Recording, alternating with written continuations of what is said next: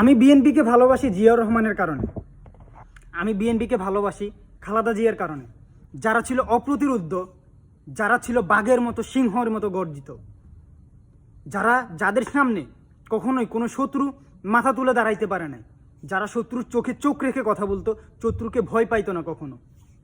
আর এখন যারা বিএনপি করতেছে তারা আসলে ভুলে গেছে যে তাদের অস্তিত্ব কি ছিল। তারা ভুলে গেছে যে বিএনপির প্রতিষ্ঠাতা কে। তারা ভুলে গেছে জিয়াউর রহমানের আদর্শ কি ছিল। তারা ভুলে গেছে খালেদা জিয়ার আদর্শ কি ছিল। তারা জিয়াউর রহমান এবং খালেদা জিয়ার আদর্শকে ভুলে গিয়ে তারা এখন বাকশালী তৈরি, বাকশালী শেখ মুজিব আর ফ্যাসিস্ট খুনি হাসিনার আদর্শকে তারা ধারণ করতেছে। তারা ছাত্রলীগ এবং আওয়ামী লীগের ফেলে যাওয়া উদ্যোগগুলোকে তারা সফলভাবে করতেছে, তারা সফল করার চেষ্টা করতেছে। আওয়ামী লীগ আর বিএনপির মধ্যে আমি কোনো পার্থক্যই দেখতেছি না। তৃণমূল থেকে তৃণমূল, বড় থেকে বড়, যেরকমই হোক সবগুলোই দেখতেছি একই ক্যাটাগরির। আসলে ওই যে বলে না, নৌকা বা ধানের শীষ, দুই সাপের একই বিষ। এটা কিন্তু আসলে বাস্তব কথা। নৌকা আর ধানের শীষ মুদ্রার এই পিঠ আর ওই পিঠ।